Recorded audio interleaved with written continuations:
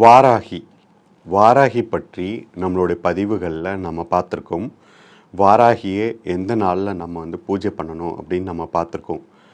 தேய்பிறை பஞ்சமி வாராகிக்கு ரொம்ப உகந்த நாள். அவளுக்கு என்ன மாதிரியான நெய்வேத்தியம் நம்ம வைக்கணும் அப்படின்னு நம்ம சொல்லியிருந்தோம். பானகம் அவளுக்கு ரொம்ப பிடிக்கும் அப்படின்னு சொல்லியிருந்தோம். தேங்காயில் நெய் விளக்கு போடணும் அப்படின்னு சொல்லியிருந்தோம். நிறைய பேர் இன்னும் எங்களுக்கு அது சம்மந்தமான பூஜை முறைகள் பற்றி சொல்லுங்கள் அப்படின்னு கேட்டிருந்தாங்க. அம்மாவுக்கு ரொம்ப பிடித்தது பார்த்திங்கன்னா செவ்வரளி. செவ்வரளி பூவில் நீங்கள் மாலை கட்டி போடலாம், அர்ச்சனை செய்யலாம்.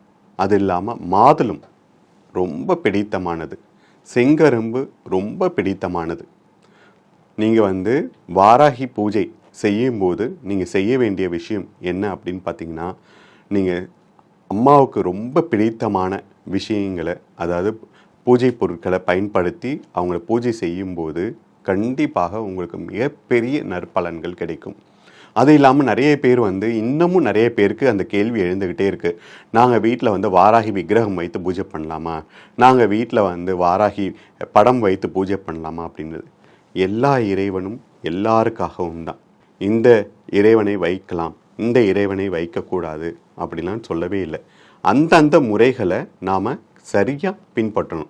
இப்போ வாராகியை வைத்து பூஜை பண்ணுறோம் அப்படின்னும் போது வாராகிக்கு என்ன பிடிக்கும்? இப்போ நான் சொன்ன மாதிரி அந்த அம்மாவுக்கு பிடித்த செவ்வரளி, மாதுளம், அப்புறம் பானகம், இந்த மாதிரியான விஷயங்கள் என்னவோ அதை நாம் அந்த அம்மாவுக்கு வைத்து நம்ம பூஜை பண்ணணும்.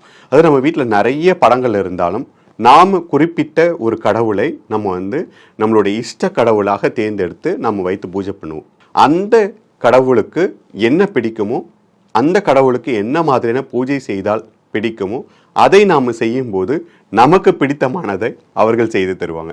இதுதான் லாஜிக். அதனால் இனி எந்த கேள்விகளுமே யாருடைய மனதிலையுமே வேணாம். இவங்க அதை சொல்லிட்டாங்க, அவங்க இதை சொல்லிட்டாங்க அப்படின்னு இல்லாமல், நீங்கள் யார் எதை சொன்னாலும் நீங்களும் கொஞ்சம் சிந்திக்கணும். எப்போவுமே நான் என்னுடைய எல்லா பக்தர்களுக்கும் சொல்லக்கூடிய ஒரே ஒரு விஷயம்தான், ஒருத்தர் ஒரு விஷயம் சொல்லிட்டாங்க அப்படின்றத அப்படியே நாம் பின்பற்றணும் அப்படின்றது கிடையாது.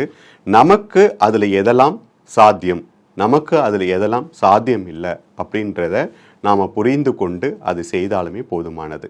அதனால் இனி உங்கள் வீட்டில் வாராகி பூஜை செய்யும்போது நீங்கள் உங்களுக்கு உங்கள் சக்திக்கு என்ன முடியுமோ அதை செய்தாலுமே போதுமானது. அம்மாவுக்கு பிடித்தது இது எல்லாமே வைத்து தான் பூஜை பண்ணணும் அப்படின்னு இல்லை. வெறும் ஒரே ஒரு செவ்வரளி, ஒரு பானகம், இது ரொம்ப எளிதாக நம்ம வீட்டில் செய்யக்கூடியது. அந்த மாதிரி ஏதோ ஒன்று அம்மாவுக்கு பிடித்தமான ஒன்றை வைத்து ஒரு நாளைக்கு ஒரு முறையாவது அவளுக்கு நைவேத்தியம் செய்து நீங்கள் பூஜை செய்து வரும்போது, அது எந்த தெய்வமாக இருந்தாலும் உங்கள் இஷ்ட தெய்வத்துக்கு அவர்களுக்கு பிடித்தமான ஒரு நைவேத்தியத்தை வைத்து நீங்கள் பூஜை செய்யும்போது அவர்களின் பரிபூர்ணமான அருள் உங்களுக்கு கிடைக்கும்.